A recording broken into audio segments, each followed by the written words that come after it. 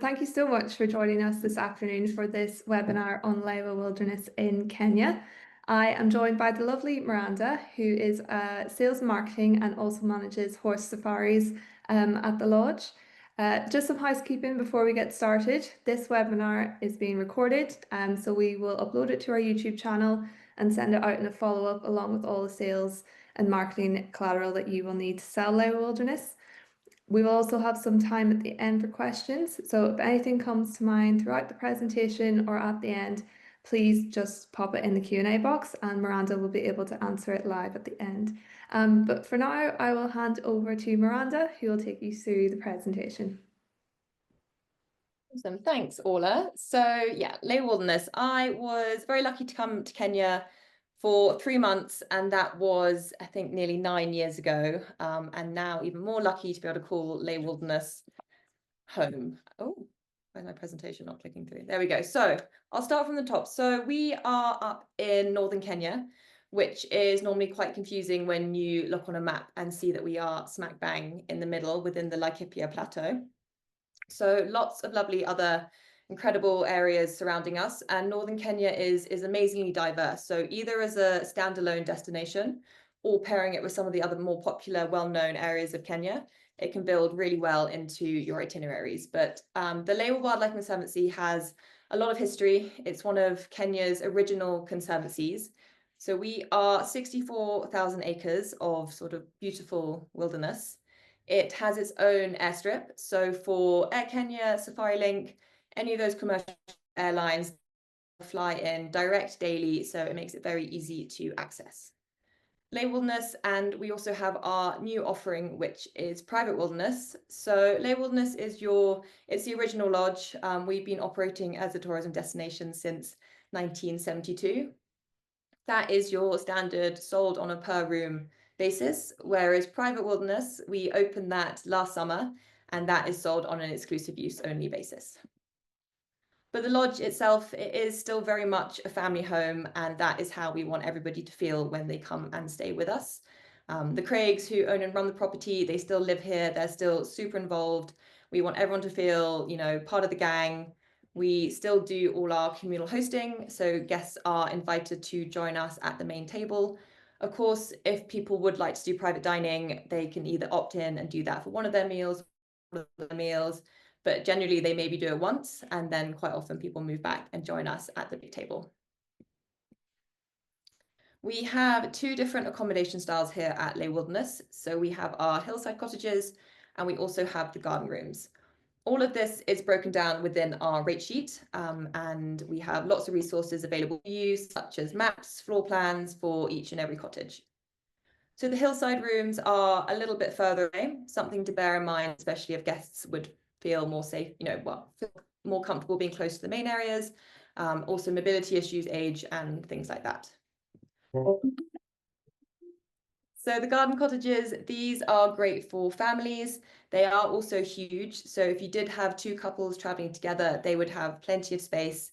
They do have their own shared sitting room, and we would never put someone who wasn't traveling within their group in the other side. So either you'd be sharing with someone from your booking, or you'd have the unit to yourself. We don't have an age limit. So, these are great for families, especially if they've got young children. The hillside rooms are sometimes a little bit more popular, only because they have the wonderful panoramic views of the valley beyond. They also have their own private veranda. So although it is communal over in the main areas, when you go back to your room, you very much have your own space, whether it's the private sitting room in the garden cottages or your own private veranda here in the hillside cottages. Also, lots of lovely facilities within the lodge. It is a property that people love to spend time in. So whether it's relaxing by the pool and seeing what wildlife you can spot on the hill, or keeping active with our gym and our tennis court. And these are all accessible to guests from their rooms. They don't need to be escorted. They can all easily walk to them. Private Wilderness, we, like I said, opened this in June last year, and we are loving the feedback that we're getting from it. So we haven't grown, we haven't added bed nights or anything like that. We've just offered an alternative to the main lodge. So this is rooms. It's just down the road from the main camp. You can't see each other from the other one. And it is operated independently. Like you have your own team of chefs looking after and your own private guides and things like that. So we've maintained our Lewa Wilderness style. It is still very much thatch. It is still beautiful dark wood, using things that elephants have knocked down to create our structures. It's got beautiful views of the valley beyond. It is a little bit more elevated. You know, everything in the dining room was nearly handmade in our workshop. Love and a lot of story that went into creating Private Wilderness. And here, all of the rooms are exactly the same. So whereas at Lewa Wilderness, all the rooms are a little bit different and a few different configurations. Private Wilderness, all the rooms are identical. They're all little individual thatched cottages. They can all be twins and they can all be doubles. Some of them can even be triples. No one's going to argue over who's got the better view or the bigger bathrooms, and anything like that. In terms of wildlife, we are very lucky to be able to say that we are home to all of the big five. We also pride ourselves on being the hub of all activities here on Lewa. So of course, we can do the game drives. We can also do night drives with it being a conservancy. We can also, encourage people to get out the car and just do something a little bit different, see the wildlife from a whole different perspective. So we have our own in-house walking guides.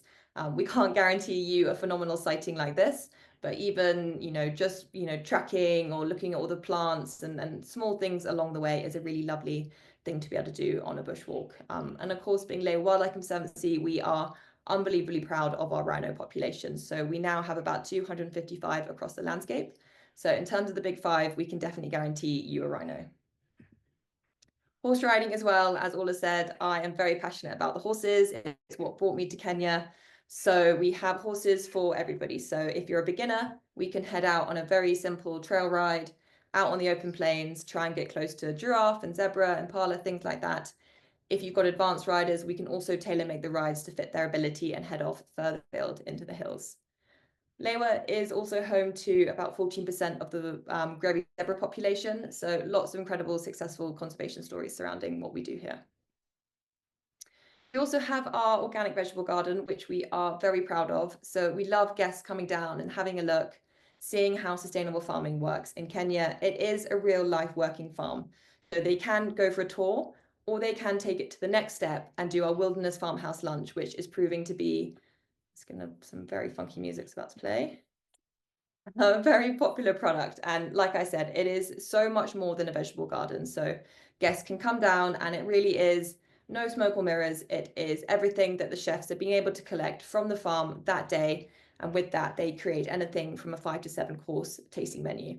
It's something a bit different. You don't expect to do it on safari. It doesn't eat into any activity time. You're not going to miss out on a game drive or anything like that. And it's just something tangible, interactive that guests can enjoy whilst they're staying with us.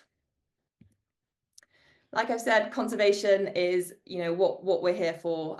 So also trying to encourage guests to go to the headquarters and meet the rangers. So whether it's the female rangers or have a talk by the radio room, meet some of the anti-poaching dogs, actually getting to see, Lewa behind the scenes and have some access to what the Conservancy does on a daily basis is a really lovely way for guests to see what their trip is contributing towards.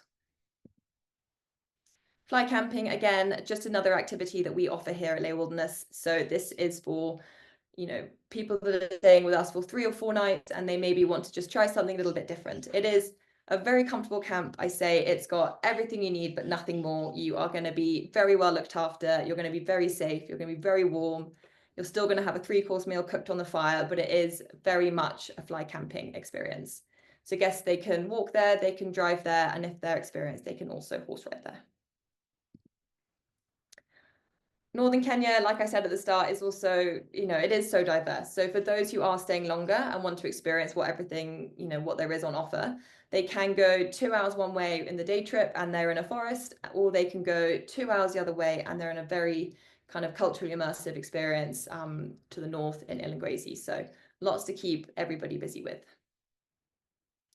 Air Wilderness as well is our airline. So this was started a few years ago and it is what it says on the tin. We can do private charters, we can do scenic flights. So whether it's an aerial view of Mount Kenya, whether it's flying along the Wasanyira River and landing for sundowners, or lots is on offer with that one. But we also have our shared charter. So this is a great way to give you a lot more flexibility with how you travel around the country. So the shared charter goes direct from Lewa to Masai Mara. It's sold on a per seat basis, and it just gives a lot more flexibility with route planning. There's no stopover, so it's a lot more time effective and a very comfortable way to fly.